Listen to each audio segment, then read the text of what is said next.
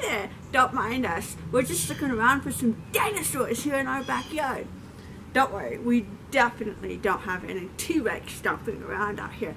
But we do have more than 13 species of an animal that is considered to be a direct descendant from the T-Rex, Velociraptor, and other theropod-type dinosaurs. It's an animal that I guarantee you see, or at least hear, every single day. Birds.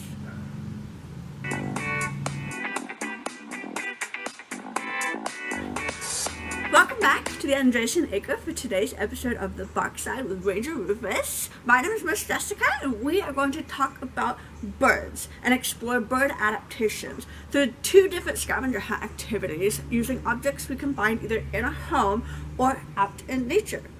Now, today's activities are straight from some of my favorite education programs, Project Wild. We will be playing with two different activities about birds straight from Flying Wild. An indoor scavenger hunt called Fill the Bill, and an outdoor scavenger hunt called Adaptation Artistry. But in order to do so, Rufus and I are going to need a lot of help with today's activities. Our first guest star is Rufus's little sister and ranger in training, yes, Princess Leia. She's still a puppy and endlessly curious about everything. Yes, I love the kisses. We call her a wild child because of how much she likes to be outside. So she will be an excellent assistant in finding nature objects for our adaptation artistry adventure later on. Our next guest comes all the way from South Florida, the Dawn of Science and her curious kitties. Hi, Miss Dawn. Hi, Jessica and Ranger Rufus. Thanks for having me on your show today. And hello to all of you. My name is Miss Dawn, and I'm from the Dawn of Science. I am so excited to be here today to be teaching you about birds with Miss Jessica and Ranger Rufus. And today, to help us learn about bird beaks and adaptations, we have my cats, Tonks and Bella. Hey, Bella. Birds are one of my favorite subjects to teach about. My favorite bird in particular is the endangered snail kite. It's a bird of prey or a raptor, and it eats primarily apple snails. To learn about this bird and a few other birds in South Florida, we're going to be doing a really fun indoor scavenger hunt. This scavenger hunt is going to really focus on bird beaks and materials around your house that are similar to those bird beaks. Hey, Miss Jessica, what's your favorite bird? Well, Miss Dawn, mine definitely has to be owls. They also have some really amazing adaptations, such as silent flight, camouflage, and the ability to turn their head 270 degrees. Not quite all the way around, but still a pretty amazing feat. How about you? What's your favorite bird? Let us know in the comments below. Okay, so let's get started. Now, in order to do today's activities, we do need to know two very important terms. That is habitats and adaptations. So let's talk habitats first. What is a habitat? Well, basically, it's a place where a plant or an animal lives. Now, in order to be a suitable habitat, it needs to provide four basic needs, and that is food, water, shelter, and space. That's it. You can easily turn your own yard or even a patio into a wildlife habitat just by providing those four basic needs. How about adaptations? Do you know what an adaptation is? That's something like a physical change, such as a body part, or a behavioral change that helps an organism, an animal or a plant, survive and reproduce in its environment. For example, Bella here and Tonks, although they have somewhat thick fur, are not adapted to live in the sub-zero frigid temperatures of the Arctic. They don't have those adaptations that polar bears have. Polar bears are adapted to live in that environment because they have really thick fur and really thick fat to insulate them from the cold. Polar bears are also white, which helps them camouflage in with the snow to hide them from other predators. Tonks here would stick out like a sore thumb. You are absolutely right, Miss Dawn.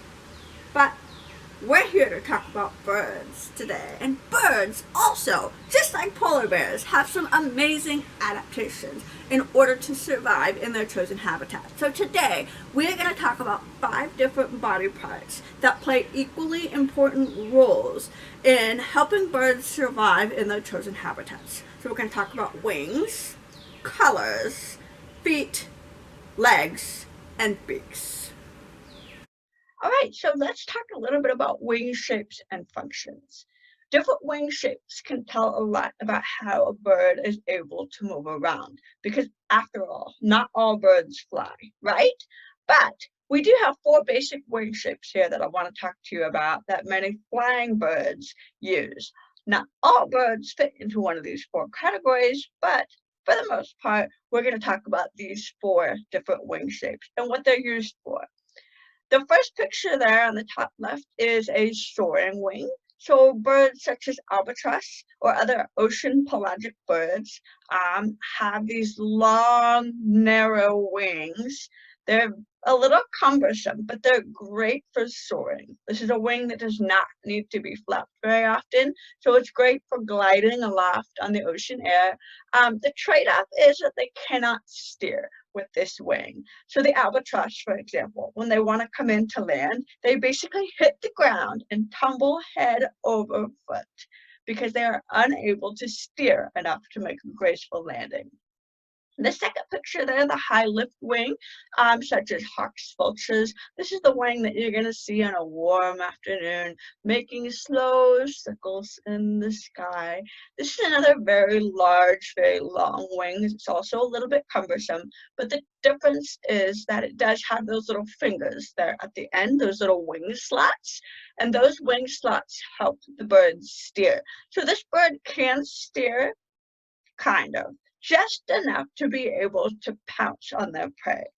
Most hawks or most wings like this are not able to actively pursue their prey.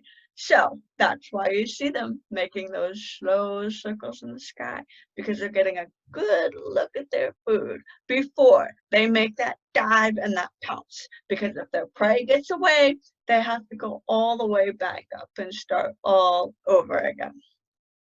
That third wing there, the elliptical wing, this is a great wing if you are a forest bird, if you live amongst the trees, because you can steer very well with this wing.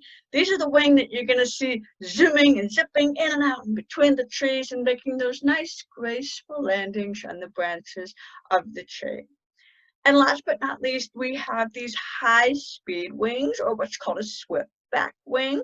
You're going to see these wings on birds such as swallows, such as terns, and other similar birds. This is a wing that unfortunately has to be flapped all the time. So metabolically, it's not a very good wing. These birds have to eat a lot in order to keep up the energy to constantly be flapping those wings. But the trade-off is these wings make up for it in speed. This is one of the fastest wings in the world. Take a peregrine falcon, for example. This bird has been clocked in at more than 200 miles an hour. It's faster than a race car. That's crazy, right? But this is one of the fastest wings in the world, and this is a shape that is built for speed. Colors in birds can serve one of 2 important purposes: camouflage or finding a mate. In many bird species, not all, the males can be far more colorful than the females. This is in order to say, hey, pretty lady, you want to make a nest with me? Sometimes they also have elaborate dances that they'll do. Females tend to be more drab and dull because they have the important job of sitting on that nest and protecting the eggs and babies. All right, so let's talk about bird feet now, because bird feet can tell you a lot about where a bird lives. So I want you to take a look at these 2 pictures here on the screen. Which foot do you think belongs to a bird that lives in or around the water? Give me a second to take a think. If you chose The top foot, you were correct. That foot belongs to a duck, which is a well-known aquatic bird. They live in or out of the water. They paddle around in the water. The bottom foot belongs to an owl, which would be pretty funny to see an owl swimming around in the water like a duck, right? It does not happen because their feet are not built for aquatic life. Unlike a duck that has those webbed feet, they have that webbing in between their toes. Owls obviously don't have that. They have those sharp talons, which is used for perching on tree branches as well as capturing their food.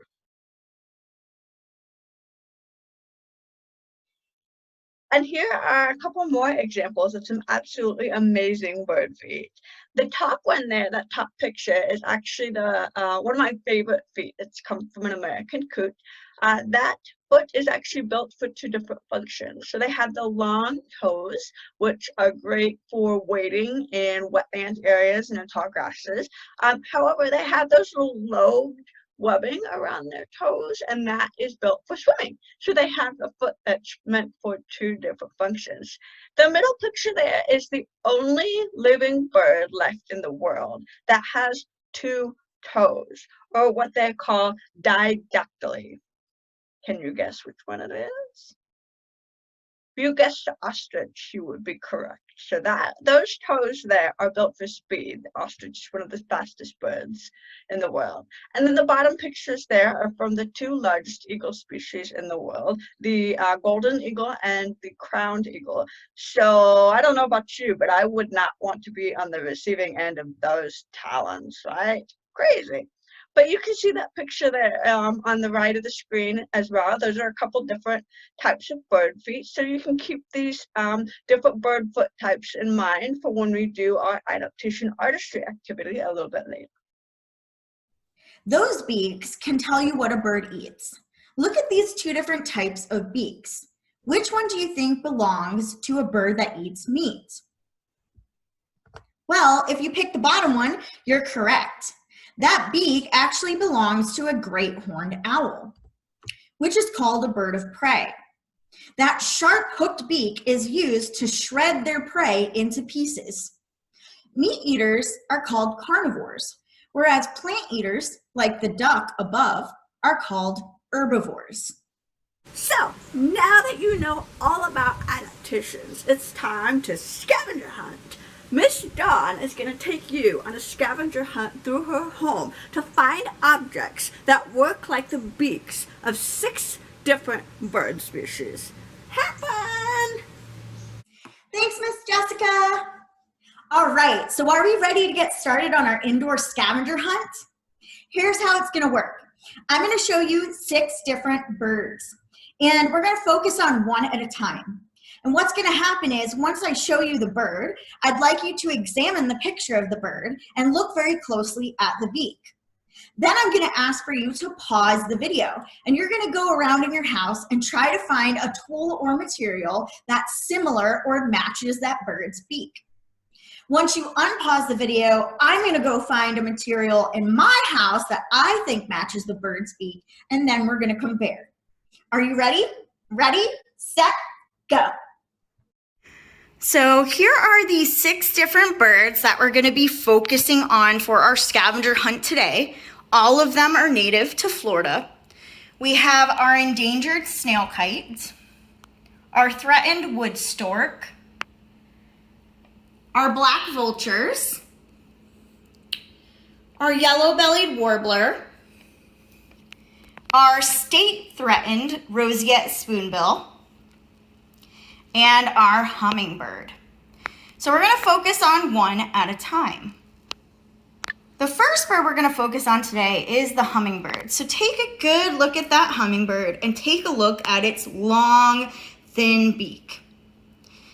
Let's try to find something in the house that looks like or is similar to this beak. Ready, set, pause the video.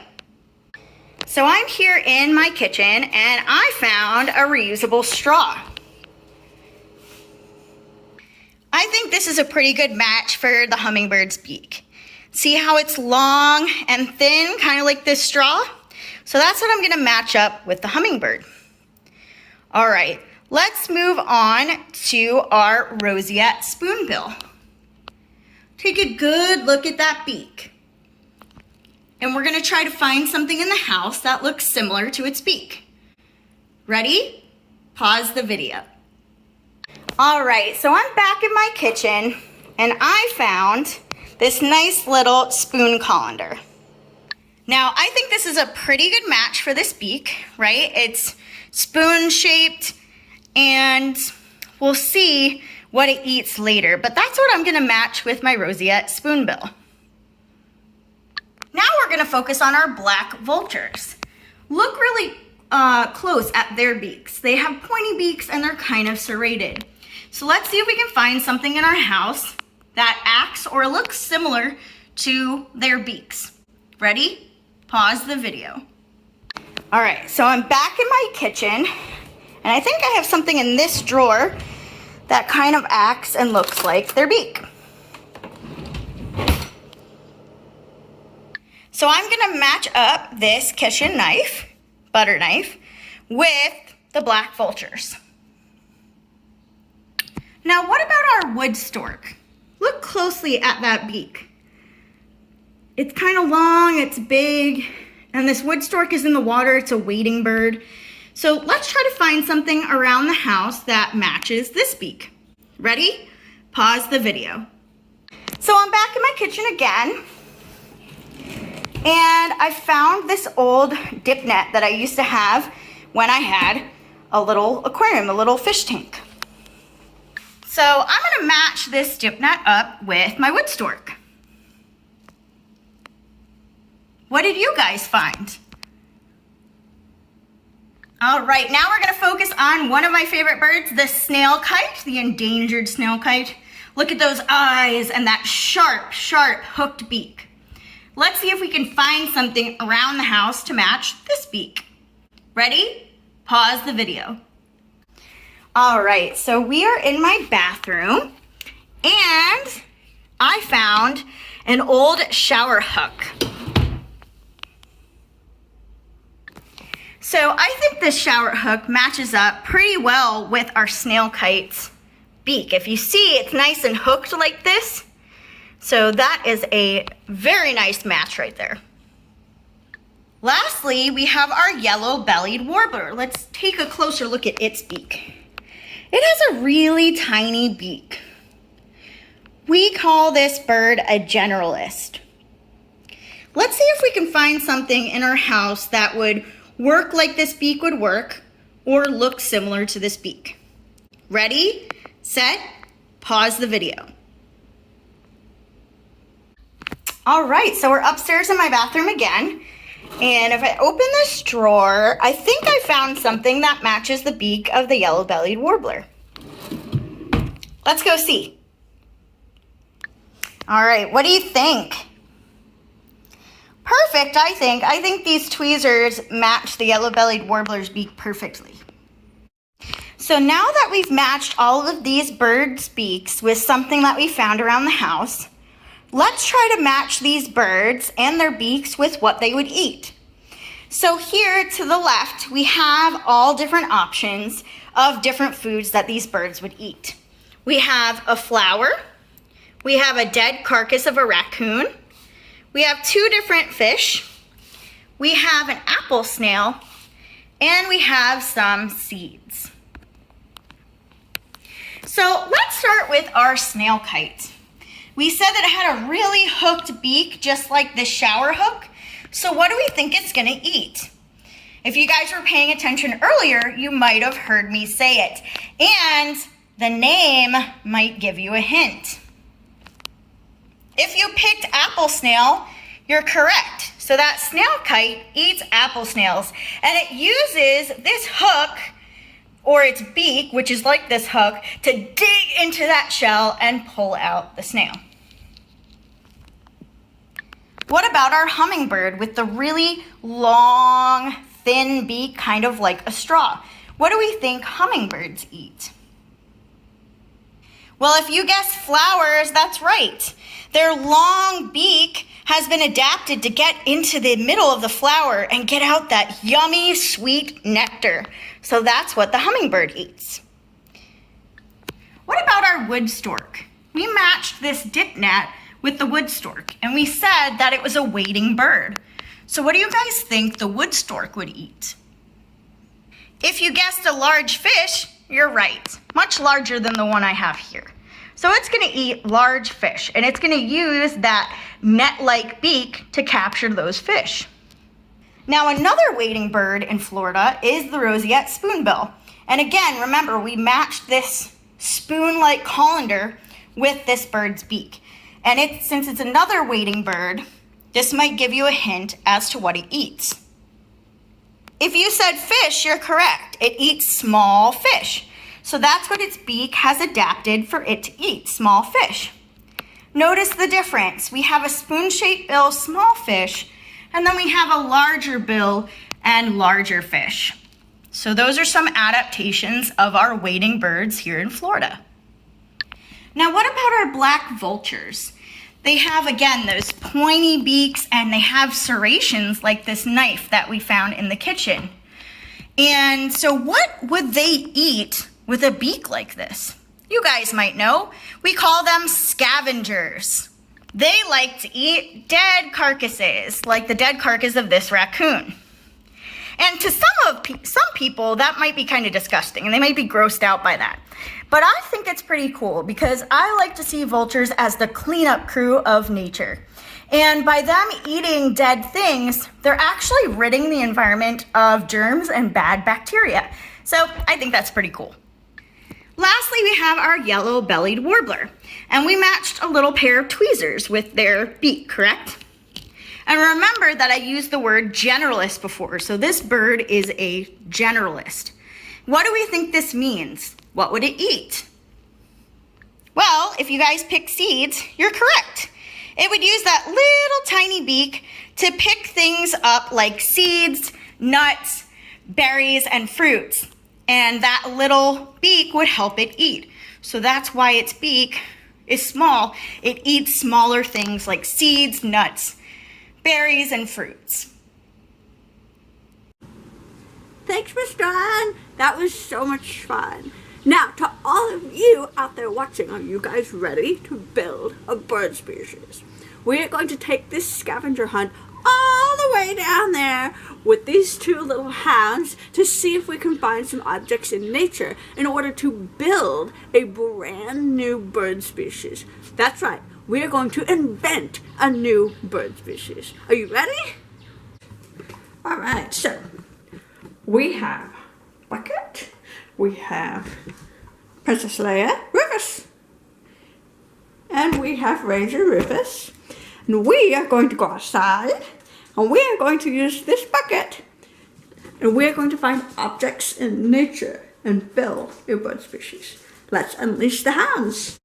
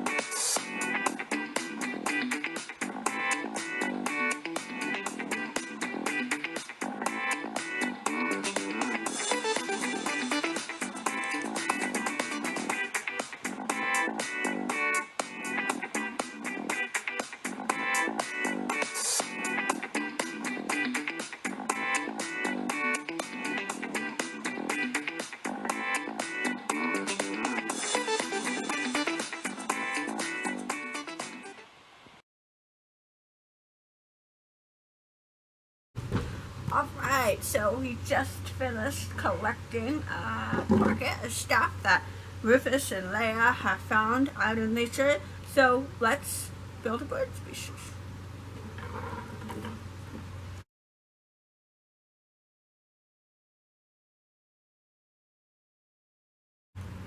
What are you doing? You can't have that. What are you doing?